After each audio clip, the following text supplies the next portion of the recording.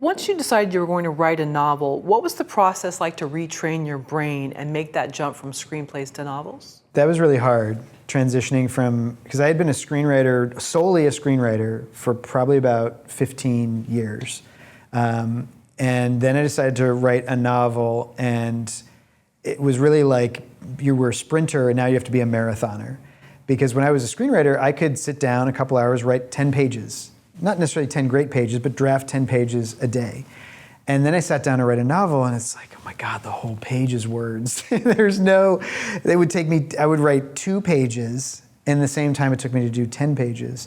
So really it was just training, forcing myself to get a little bit faster, forcing myself to understand. There was a great piece of advice I heard, I don't remember who said it, from a writer that said, when you're writing a novel, it's like, you don't need to describe the house. Everyone knows what a house looks like. You need to tell me how this house is different.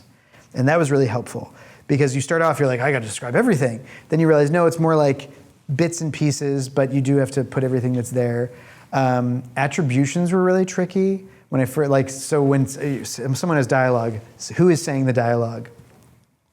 What I learned was that, because then my first thing was, I would say lots of different synonyms for said. You know, almost like an old Tom Swifty thing of like, blah, blah, blah, blah, blah. He said, you know, crazily, or he commented, and I realized that said just disappears on the page. Really, readers are using it to see who is speaking at any given time. So that was a big thing to learn. So there's a lot of things I picked up that I would say, like it was really 4 years that it took for me when I said, I'm gonna take this idea I had and write it as a novel to the place where I had a finished draft that I started sending around. And during that time I was working on other things and writing screenplays, but it was just a really hard process of retraining myself. How many words or pages is a novel? It really depends on genre. So the genres in publishing are a little different. There's children's, which are like picture books or board books. Then there's middle grade, which generally can be up to about 75,000 words, usually about 40,000 to 75,000 words. Then there's YA, which is young adult. That could be 50,000, 60,000 words, all the way up to 100,000. And then there's kind of like high fantasy and hard sci-fi, which are for adults, and those can be like 150,000 plus. And how many pages of that really varies on like the font size. So like, as an example, my latest novel, Ashland, when I first wrote it, because it was hard sci-fi, was 130,000 words. And I sent it to an agent who said, I love this idea, but if we print these books, they're gonna be thick books, and we can have less books in the box. So I would like this idea better if it was 95,000 words. I said, oh my God, I have to cut out 40,000 words. That's like 25% of the novel, but I went through and I did that. And that took a lot of time to cut that out. So the finished novel for Ashland is about 92,000 words. It's printed at about 300 pages or so. But if they had printed it bigger, it could have been easily 400 pages. So it really depends. But generally word count is important for publishers. So like if they hear over 100,000, it's very similar to like a screenplay being over 120 pages. They're immediately like suspicious. Why is it so long? You know, because it could always be shorter.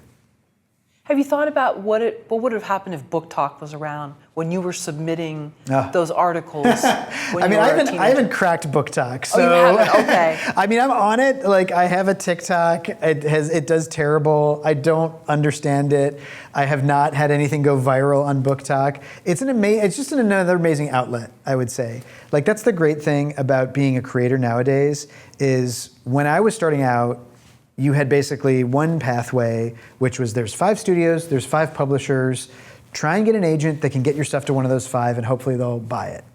Then there started being like some self-publishing stuff came along, like indie movies of the 90s. You can actually make something yourself and kind of put it out there. And some people had success with that. Now there's all these options. So I just think the opportunities and options of getting the word out about your stuff are much greater.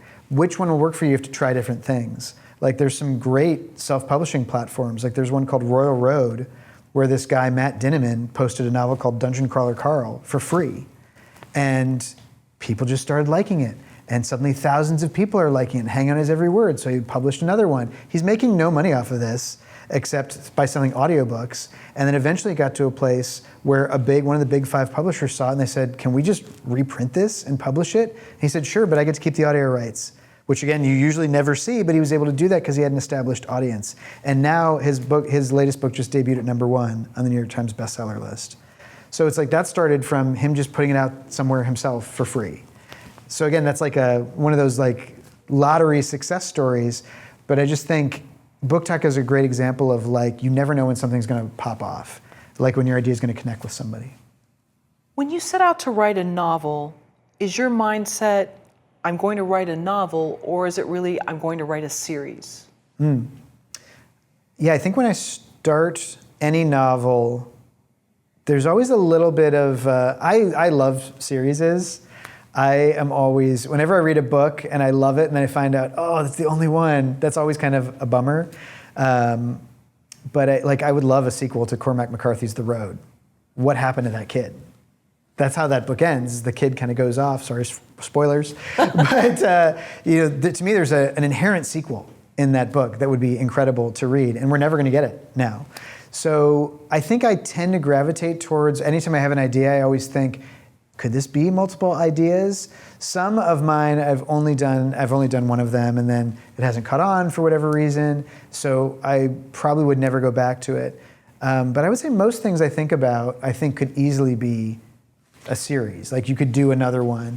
There'd be another option along the line. Right.